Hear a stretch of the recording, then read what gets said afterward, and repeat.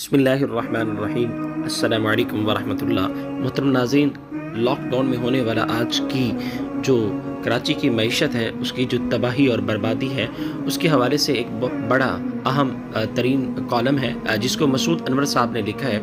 वो आपके सामने मैं पेश करने जा रहा हूँ। उन्होंने बड़े अच्छे अल्फाज में लिखा है और तकरीबन उन्होंने रिसर्च की होगी, उसके बाद ही लिखा होगा, जो कि आपके सामने पेश करने जा रहा हूँ।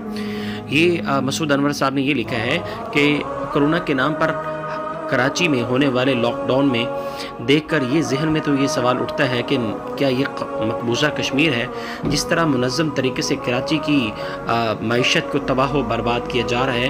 ये इंतहाई अफसोसनाक है और कहीं से खामोशी से दबी हुई एहतजाजी आवाज़ भी नहीं निकल रही। और लॉकडाउन का बुनियादी मकसद कोरोना को फैलने से रोकना नहीं है, बल्कि इसका सिर्फ़ और सिर्फ एक ही मकसद है, वो ये है कि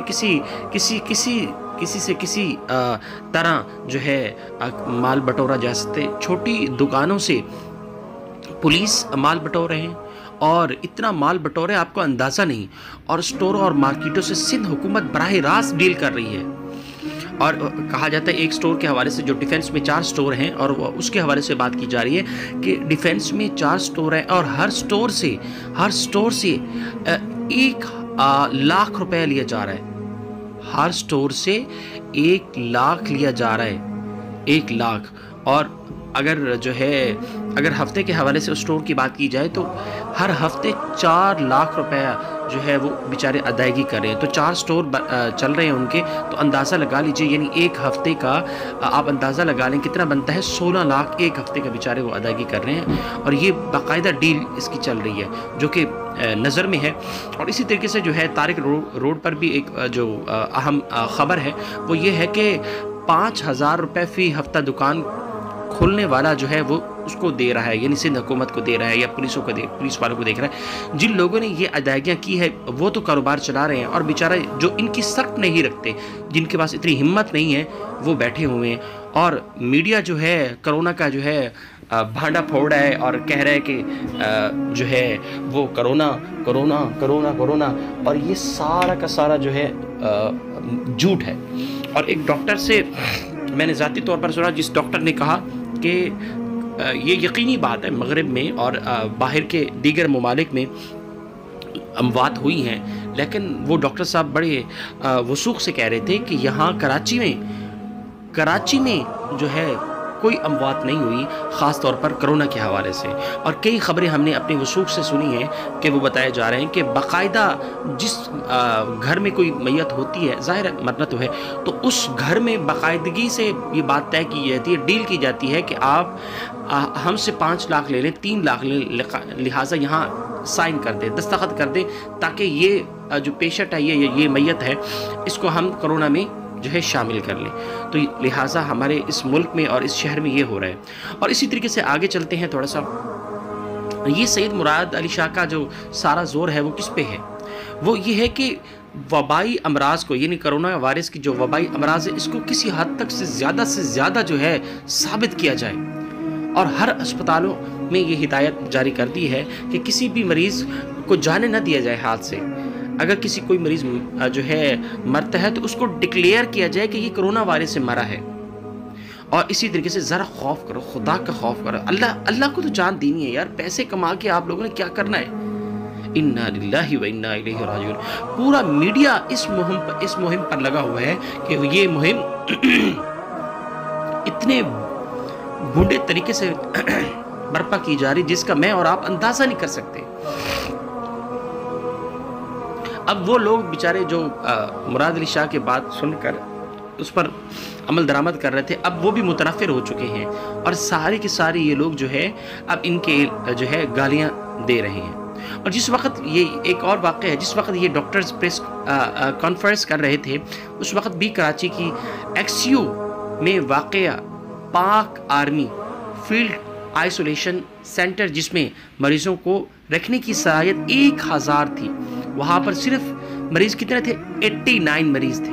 इन्ना लिल्लाहि व इन्ना इलैहि राजिऊन। के भी कोई हाथ पाँव होते हैं, लेकिन ये इनके भी नहीं है। इस सूरत हाल का बार बार इंकशाफ करने पर पाक आर्मी फील्ड आइसोलेशन सेंटर ने अब अपनी आदाद शुमार देने से भी इनकार करती है। अब اس ہسپتال کی صلاحیت مزید 1500 مریضوں کی بڑھائی جا رہی ہے، یعنی یہاں پر 2500 مریض رکھے جا سکے گے۔ حیدرآباد میں نیاز اسٹیڈیم میں واقع آئسولیشن سینٹر بھی تقریباً خالی ہے۔ پاکستان کے ریلوے کی جو بوگیاں ہیں اس میں آئسولیشن کے سینٹر جو خالی ہیں، ہسپتالوں میں 200 مریض بھی داخل نہیں ہیں، ان میں سے ایک بھی نازک حالت میں نہیں ہے۔ کوئی بتانے والا نہیں کہ ان کا مراکز کا بجٹ کہاں سے آ رہا ہے۔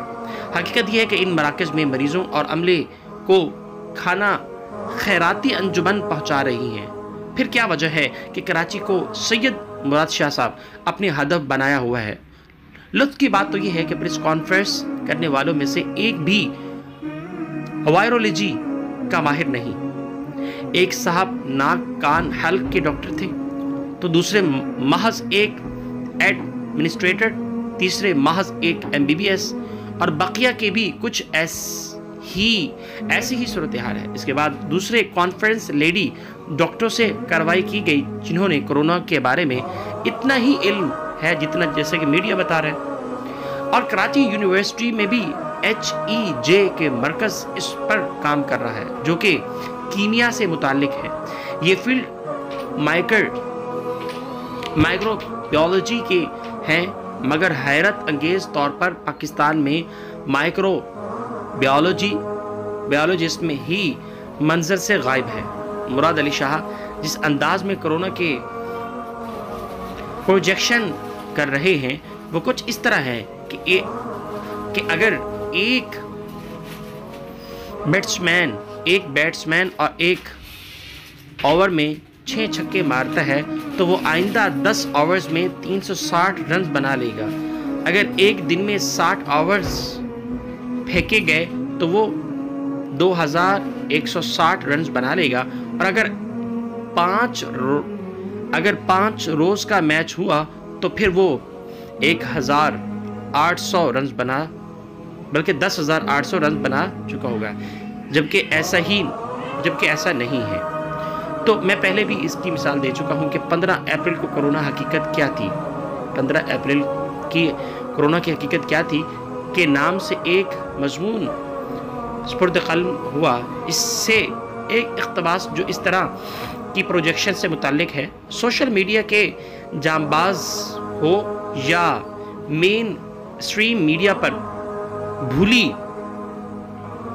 سانسوں کے ساتھ بریکنگ نیوز دینے والے، ان کے پاس اپنے دعووں کو سچ کو ثابت کرنے کے لیے نہ تو کوئی اعداد و شمار ہے اور نہ ہی ثبوت، بس خوف کا پیدا کردہ ماحول ہے جس سے یہ کام کر رہے ہیں۔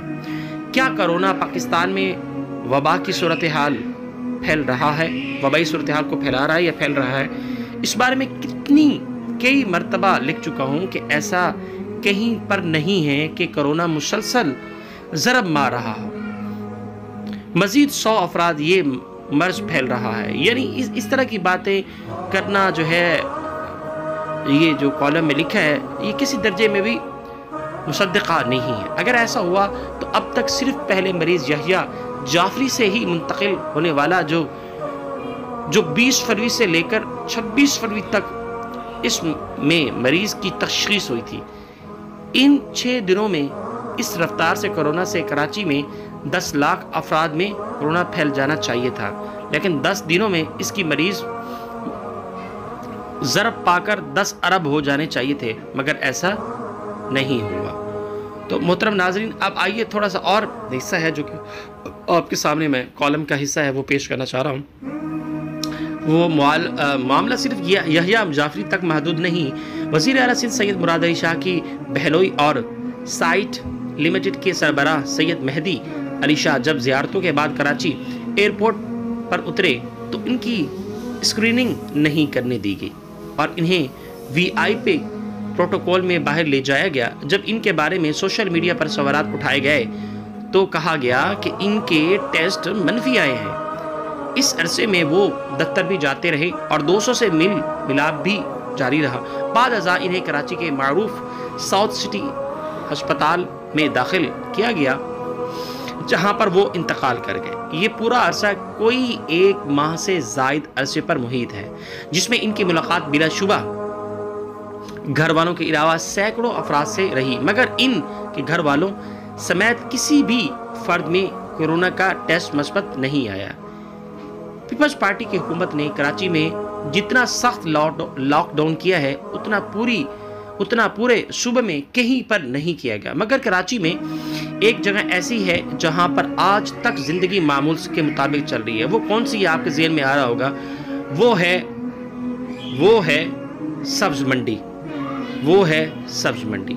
وہاں پر آنا جانا اور مزدوروں کو آنا جانا اور مکھیوں کی بھرمار اور کچرے کی بھمار، یہ ساری چیزیں وہاں پہ نظر آ رہی ہیں۔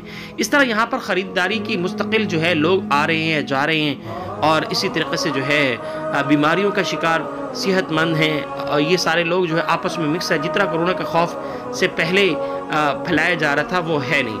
اور صرف ہم اگر آپ بات کر لیں یحییٰ جعفری اور سید مہدی علی شاہ کی، بلکہ اس طرح سے سینکڑوں مثالیں ہیں۔ یہ جو ایک میں نے آپ کو مثال پیش کی ہے، یہ جو کالم میں لکھی ہوئی ہے کہ کورونا کے ٹیسٹ مثبت آئے اور وہ عام لوگوں میں کئی دنوں اور ہفتے تک کھلے پھر رہے تھے، اور یہ مثال ہے سید جعفری صاحب کی، سید مہدی صاحب کی، اور اس کے آس پاس یہ مرض جو ہے اتنا پھیلا نہیں جتنا کہ پھیلایا جا رہا ہے۔ تو محترم ناظرین، یہ میں نے آپ کو جو ہے کالم پڑھ کے سنایا ہے، مسعود انور صاحب کا ہے، اور کئی دنوں سے یہ میرے پاس پڑا ہوا تھا اور اس کو میں دیکھ رہا تھا، تو میں نے سوچا کہ یہ اپنے سامعین تک پہنچا دیا جائے تاکہ وہ بھی اس خبر سے آشنا ہو جائے۔ تو دعاؤں کا طلبگار ہوں۔